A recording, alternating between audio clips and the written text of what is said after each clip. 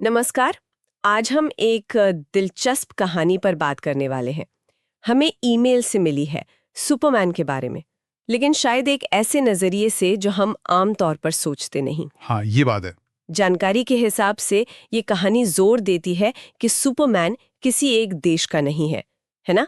Krypton से आया है, कैल एल नाम है, पर उसका दिल, उसका मकसद वो सब इंसानियत से जुड़ा है। बिल्कुल। दुनिया उसे सुपरमैन कहती है, पर ये कहानी उसके अंदर के इंसान पर ज्यादा फोकस करती है, ऐसा लगता है। हाँ, चलिए इसे थोड़ा और समझते हैं। हाँ, और ये देखना दिलचस्प है कि स्रोत कैसे उसके सफर को दिखाता है। मतलब क्रिप्टन का विनाश, फिर स्मॉलविल और वहां से मेट्रोपोलिस।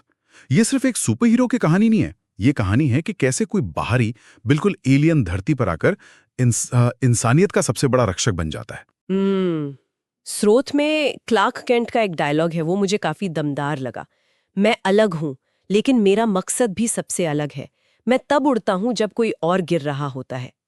ये लाइन, ये सिर्फ एक डायलॉग तो नहीं लगती है ना, ये जैसे उसके पूरे वजूद को बयां करती है। हाँ, बिल्कुल सही कहा।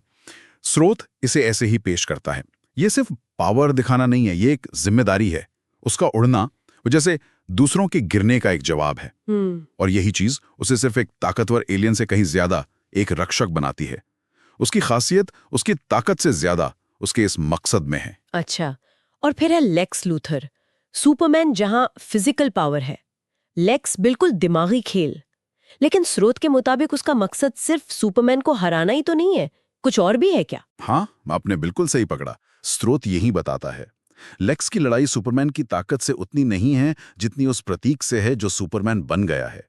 वो जानता है कि सुपरमैन की असली ताकत लोगों का उस पर भरोसा है, तो वो सीधे हमला करने के बजाय वो उस भरोसे को ही तोड़ने की कोशिश करता है। अच्छा। हाँ, स्रोत में एक लाइन भी है, जब मसीहा पर ही शक होने लगे तो रक्षक भी संदिग्ध लगता है।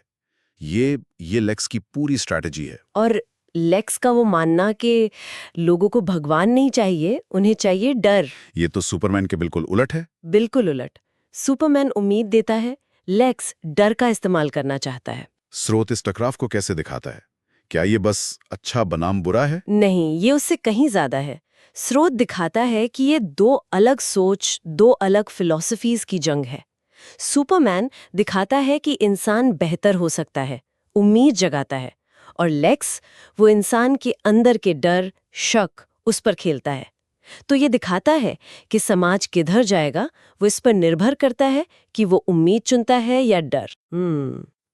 और इसी सब के बीच लोएस लेन भी है। स्रोत में उसकी क्या भूमिका बताई गई है?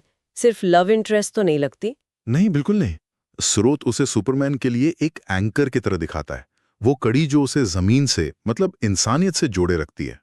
वही उसे याद दिलाती है कि वो सिर्फ सुपरमैन नहीं, क्लार्क केंट भी है। हाँ। स्रोत में उसका वो सवाल बहुत गहरा है, तुम सबके सुपरमैन हो, लेकिन कभी मेरे भी क्लार्क बन पाओगे? ओह, ये तो काफी पर्सनल है। हाँ, और यही उसके अंदर का द्वंद्व दिखाता है। दुनिया को बचाना एक बात है, पर क्या वो एक सामान्य रिश्ता निभा सकता है? यही चीज उसे ज्यादा मानवीय बनाती है। तो इसका मतलब कहानी का असली संघर्ष बाहरी दुश्मनों से नहीं, बल्कि अंदरूनी है, लोगों का भरोसा खो देना। हाँ, ऐसा ही लगता है। स्रोत इसी तरफ इशारा करता है। बाहरी दुश्मन तो आते जाते रहेंगे, पर सबसे बड़ी लड़ाई तो लोगों का भरोसा वापस जीतने की है। जब लोग उसी पर शक करने लगें जिसे वो अपना हीरो मानते हैं, तो फिर हीरो का होना ही सवालों में आ जाता है। तो सवाल ये नहीं कि क्या वो जीत सकता है, बल्कि ये कि क्या वो टूटा हुआ भरोसा दोबारा जोड़ सकता है। बिल्कुल, यही असली चुनौती है। और इस मुश्किल सिचुएशन में सुपरमैन का अपना स्टैंड क्या है, उसका जवाब क्या है इस सब पर? यहीं पर उसका असली कैरेक्टर दिखता है। स्रोत में उसका एक कथन है जो बहुत कुछ कहता है। मैं कभी नहीं कहता कि मैं भगवान हूं, लेकिन अगर मेरी उड़ान से किसी को सहारा मिले तो मैं हर बार गिरकर फिर उठूंगा। वाह। हाँ, ये उसकी कमिटमेंट है। वो ये नहीं कह रहा कि वो परफेक्ट है या कभी हारेगा नहीं। वो बस ये कह रहा है कि वो कोशिश करना नहीं छोड़ेगा, चाहे जो हो जाए।